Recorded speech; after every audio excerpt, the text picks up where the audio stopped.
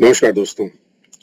आप लोग अक्सर अपने बिजनेस में कठिनाइयों का सामना कर रहे होते हैं और 2-3 जो मूलभूत प्रश्न हैं कि मेरा बिजनेस ग्रो कैसे करे, मेरी मार्केट से पेमेंट नहीं आ रही है, मेरी सेल्स इंक्रीज नहीं हो रही है, मेरे एम्प्लॉई अच्छा नहीं कर पा रहे हैं। ये सारे जो सवाल हैं ये बड़े कॉमन से हैं और ये मीडियम साइज, स्मॉल, बिगर, ये हर एक बिजनेसेस में ये बड़ी कॉमन प्रॉब्लम है। तो आज मैं इन सभी प्रॉब्लम्स का आपको सॉल्यूशन बताऊंगा।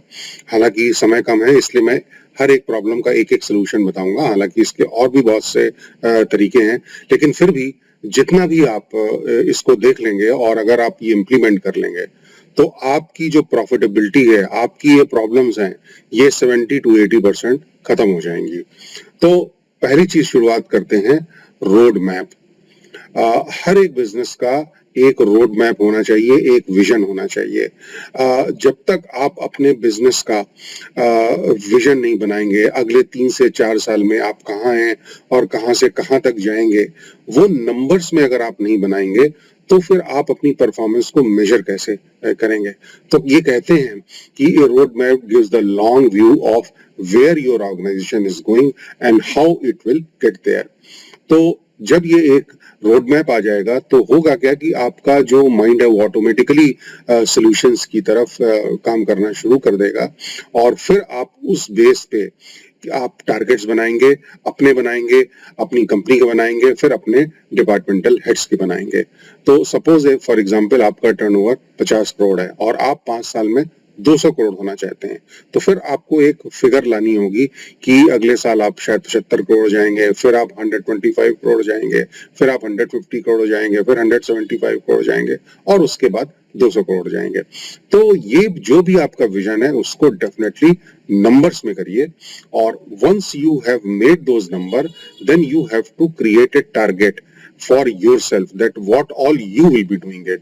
और जो आपके 5 या 6 बेसिक टारगेट्स होंगे वो आप डिस्ट्रीब्यूट कर दीजिए अपने down the line functional heads को, sales, marketing, HR, production, purchase, और वो सभी उन्हीं टारगेट्स पे काम करेंगे और वो अपने अपने टारगेट फिर बनाएंगे और डिपार्टमेंटल लेवल में जाके उसके बाद वो टारगेट वो अपनी टीम को डिस्ट्रीब्यूट कर देंगे।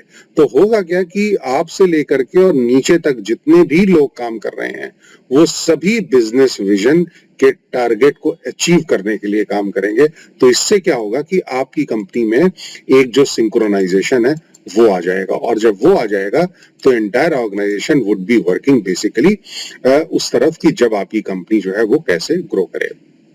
दूसरा ये है कि स्केलेबल बिजनेस मॉडल। आपको अपना एक स्केलेबल बिजनेस मॉडल बनाना होगा और स्केलेबल बिजनेस मॉडल की सबसे अहम डेफिनेशन ये होती है कि आप 30-40% अगर आप इंक्रीज कर रहे हैं अपना रेवेन्यू, लेकिन जो आपके एग्जिस्टिंग एम्प्लॉय हैं उसी से ही आपका काम चल जाए। इसका मतलब क्या हुआ कि आपका एक तरफ रेवेन्यू तो एक्सपोनेंशियली ग्रो करेगा लेकिन आपके एक्सपेंसेस वहीं के वहीं हैं। उससे क्या होगा, आपकी प्रॉफिटेबिलिटी बढ़ जाएगी और नेट प्रॉफिट मार्जिन जो है वो कई गुना बढ़ जाएगा। इसके लिए टेक्निक्स होती हैं जो मैं आगे अपने वीडियो में आपको बताऊंगा। But if you want to make a profitable and scalable business model, you will have to basically talk about increasing revenue with a minimum or maybe at the same level where you are keeping your expenses. Then it comes to basically systems and processes. आपको अपनी company में system और process बनाने पड़ेंगे। System and process का मतलब ये होता है कि सपोज क्या होता है आज की डेट में जो हमारे मीडियम साइज मैन्युफैक्चरर्स हैं वो अगर कंपनी में नहीं होते हैं तो उस दिन काम रुक जाता है कि जी साइन साहब नहीं है, साइन कौन करेगा, राइट। तो आपको ये जो आपकी पर्सन स्पेसिफिक डिपेंडेंस है कंपनी की वो आपको रिमूव करनी है और केवल अपने लिए मत करिए, आपके जो फंक्शनल हेड्स हैं उनके लिए भी रिमूव कर दीजिए कि कल को अगर आपका कोई मार्केटिंग मैनेजर या सेल्स हेड या प्रोडक्शन हेड जाना चाहे तो आपकी कंपनी में कोई फर्क नहीं आएगा। और वो उस वक्त हो सकता है जब आपके जो भी एक्टिविटीज हैं उनको आप एक प्रोसेस बनाइए और उस प्रोसेस में कौन क्या काम करेगा उसकी रोल्स एंड रिस्पॉन्सिबिलिटी अगर आपने इसको ये लिख दिया और उसको फिर एक सिस्टम में बना दिया तो उससे क्या होगा कि बेसिकली सिस्टम जो है और आपकी कंपनी जो है वो प्रोसेस ओरिएंटेड हो जाएगी इंस्टेड ऑफ पर्सन इस पैसे को ओरिएंटेड, और यही टेक्निक लोग अपनाते हैं जिससे कि उनकी कंपनी जो है वो ऑटो पायलट मोड में जाती है। इसके कई तरीके हैं कि सिस्टम और प्रोसेस बनाने को, कि सबसे पहले जब आप बनाएं तो आप अपने एम्प्लॉय को इन्वॉल्व करें, फंक्शनल हेड को इन्वॉल्व करें, बिकॉज उन लोगों को उस पर्टिकुलर प्रोसेस, उस पर्टिकुलर एक्टिविटी का पता होगा। तो उस एक्टिविटी को आप 1 2 3 4 जो भी एक्टिविटीज उनको लिख लीजिए, और उसके बाद उनको सिंक्रोनाइज करने के बाद कौन क्या करेगा, कब तक करेगा, और अगर वो इंसान, वो पर्टिकुलर जो आपकी टीम का मेंबर है वो उस एक्टिविटी को करता है, अगर इन केस वो उस दिन एब्सेंट है तो उसकी जगह कौन वो काम करेगा। अगर ये सारा प्री डिफाइंड होगा तो एम्प्लॉइज के बीच में लड़ाई नहीं होगी कि ये मेरा काम नहीं है, ये आपका काम है, और सर नहीं है, जब सर आ जाएंगे तब हम बात करेंगे। ये सारी जो है इश्यूज वो निकल जाएंगे। तीसरा जो नंबर 4 जो बेसिकली इशू है कि आपको ये पता होना चाहिए कि आपका प्रोडक्ट और सर्विसेज वो कैसे काम करते हैं। तो सबसे बड़ी इंपॉर्टेंट चीज है कि आप अपनी टीम के साथ बैठिए और टीम के साथ अपने प्रोडक्ट का फीचर वो डिसाइड करिए। लेकिन फीचर क्या होता है? फीचर होता है एस्थेटिक, उसका डायमेंशन, चाहे वो सर्विसेज हो चाहे वो प्रोडक्ट हो। वो करना बहुत जरूरी है कि जब आप अपने किसी कस्टमर से बात करेंगे तो आपको स्टार्ट फीचर से करना पड़ेगा। लेकिन जो नेगोशिएशन होता है, जो सेल्स होता है, जो बिजनेस होता है, वो बेनिफिट के बेसिस पे होता है।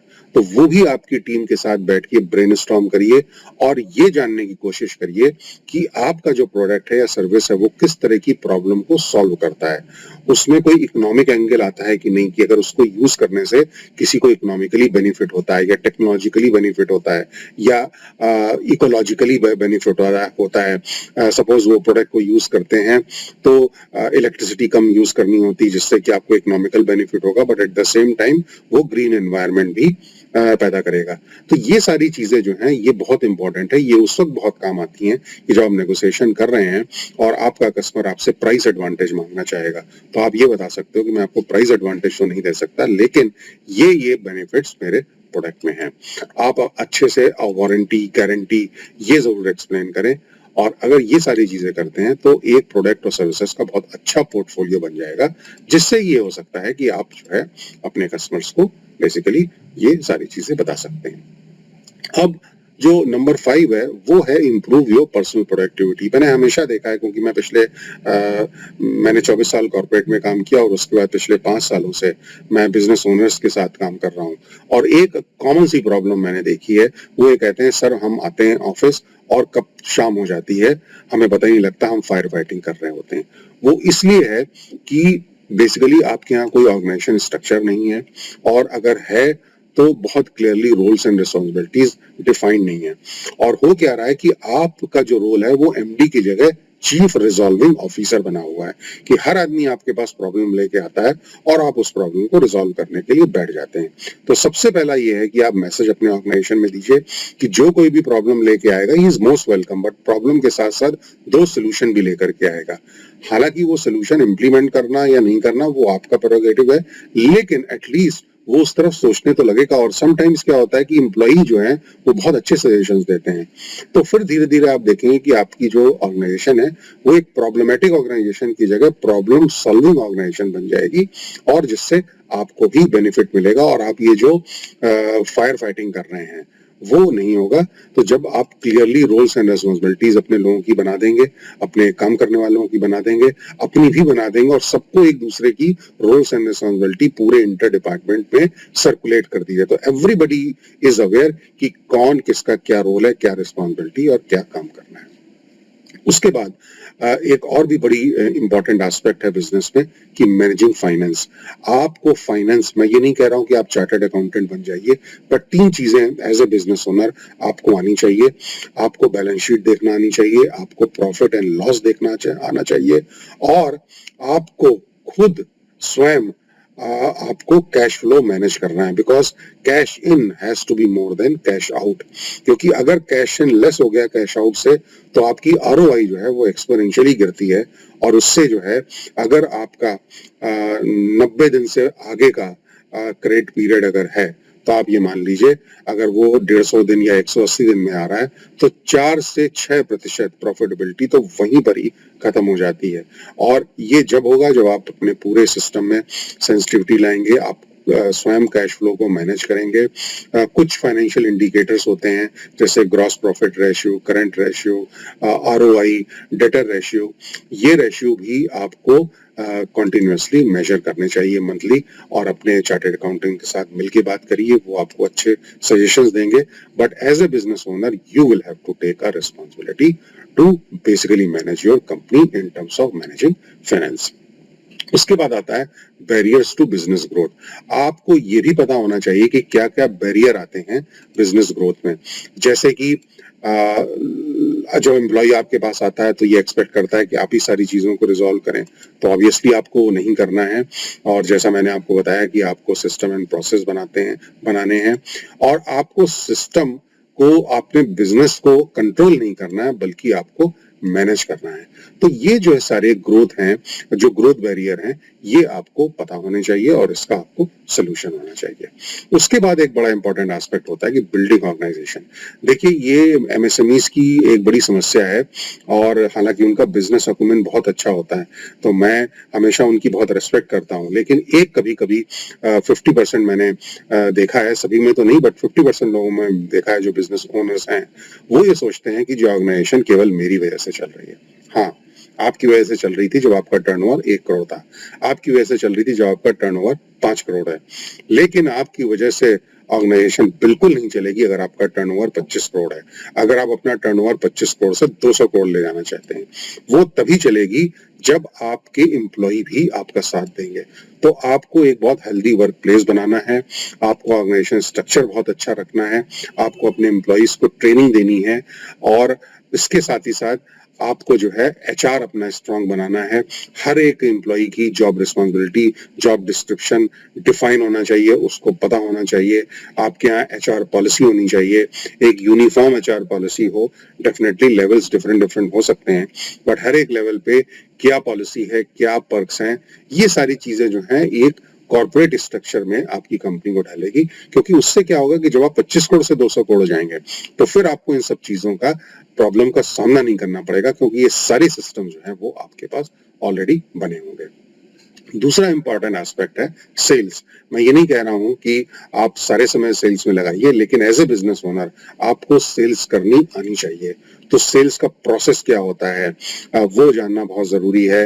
मैं हमेशा बात करता हूं कि जब कभी भी आप सेल्स या आप किसी कस्टमर से मिल रहे हैं तो इमीडिएटली आप बिल्कुल भी अपने प्रोडक्ट को सेल करने की कोशिश मत करें, क्योंकि ये तो उसको भी पता है कि आप जो उससे मिलने आए हैं या मिलने आ रहे हैं तो आप प्रोडक्ट या अपनी सर्विसेज को बेचना चाहते हैं। तो मोस्ट इंपॉर्टेंट एस्पेक्ट है कि पहले बैठ के पेशेंटली उसकी प्रॉब्लम को अंडरस्टैंड करिए, और उसकी प्रॉब्लम को सॉल्व करने के लिए आपके पास क्या सोल्यूशन है वो ऑफर करिए। जब आप ये करेंगे, प्रॉब्लम को आइडेंटिफाई करेंगे और सोल्यूशन देंगे, तो फिर उसका इंटरेस्ट आएगा। और फिर जैसे मैंने आपको पिछले वीडियो में जब बताया था कि आपको उसको फीचर तो बताना है, लेकिन फीचर के साथ साथ अपने प्रोडक्ट और सर्विसेज का एडवांटेज भी बताना है। लेकिन जब प्राइस की बात हो तब आपको बेनिफिट को बताना है, क्योंकि बेनिफिट जो है वो सेल्स नेगोशिएशन को स्टिक करते हैं। दूसरा है कि आपको अपनी यूएसपी क्रिएट करनी होगी। यूएसपी होता है यूनिक सेलिंग प्रोपोजिशन। ऐसा क्या है आपके प्रोडक्ट में जो और कोई कंपटीटर नहीं दे सकता है, ये आप आइडेंटिफाई कर सकते हैं। इतना डिफिकल्ट नहीं है, आपको अपनी सेल्स टीम के साथ बैठना होगा, क्योंकि सेल्स टीम बाहर मार्केट में काफी लोगों से मिलती है, कस्टमर से भी मिलती है और वहां प्रॉब्लम सुनती है। तो जो सेल्समैन है, सेल्स मैनेजर है, सेल्स हेड है, उनके पास समटाइम्स ये सोल्यूशन होता है। तो आप उनके साथ बैठ के ब्रेनस्टॉर्म करिए और फाइंड आउट करिए कि आपकी प्रोडक्ट और सर्विसेज का क्या क्या यूएसपी है, क्योंकि वो बहुत इंपॉर्टेंट है। और वो जब आप अपने कस्टमर से बात कर रहे हो तो यूएसपी की जरूर आप बात करें। दूसरा ये है कि अगर आपकी मैन्युफैक्चरिंग है तो आपको ये पता होना चाहिए कि प्रोडक्ट और सर्विसेज जो है वो या ऑपरेशंस ये किस तरह से काम करते हैं, बिकॉज ऑपरेशंस को अंडरस्टैंड करना बहुत इंपॉर्टेंट एस्पेक्ट है। बिकॉज होता क्या है कि अगर आपका ऑपरेशंस लॉस में है, आपका प्रोडक्शन लॉस में है, तो आप चाहे जितना रेवेन्यू बढ़ा लें, आप बेसिकली फिर भी लॉस में रहेंगे। तो आपका जो प्रोडक्शन है, आपका जो ऑपरेशंस है, आप उसके हेड के साथ बैठिए और उनको बताइए कि जो ऑब्जेक्टिव है उनका या उनके डिपार्टमेंट का वो ये है कि to produce goods and services of right quality and right quantity at the right time and at the right manufacturing cost. तो कॉस्ट को कंट्रोल करना जो है वो ऑपरेशंस हेड का काम होता है, और कॉस्ट को कंट्रोल करने के लिए कई मेथड हैं। लीन मैनेजमेंट है, 5S है, 4M है। आप मेरे और वीडियोस अपने मेरे चैनल में जाइए, मैंने इस पर्टिकुलर लीन और 4M या 5S से मैंने स्मॉल स्मॉल वीडियोस बना के डाले हुए हैं। तो आप प्लीज मेरे चैनल को लाइक करिए, सब्सक्राइब करिए और जाइए वहां पे देखिए और अंडरस्टैंड करिए। अगर आप ये देखेंगे तो आपको बहुत बेनिफिट मिलेगा। और एक मैंने और अपना वीडियो बनाया जिसमें मैंने 50 डिफरेंट स्ट्रेटजीज बताई हैं कि कॉस्ट कैसे रिड्यूस की जाती है पूरे सिस्टम में, केवल ऑपरेशंस में नहीं, सेल्स में कैसे कर सकते हैं, HR में कैसे कर सकते हैं, एडमिन में कैसे कर सकते हैं, सप्लाई चेन में कैसे कर सकते हैं, परचेज में कैसे करेंगे, अकाउंट्स में कैसे करेंगे। तो उन सब चीजों को आप बिल्कुल जाइए और देखिए। उसके बाद जो है एक एस्पेक्ट कि आपको अपना ब्रांड वो स्ट्रेंथन करना पड़ेगा। अब ब्रांड का ये मतलब नहीं है कि आपने एडवर्टाइजमेंट में पैसे खर्च किए, वो बहुत इंपॉर्टेंट है, वो करना है, लेकिन एडवर्टाइजिंग जो है वो 10% होती है ब्रांड की।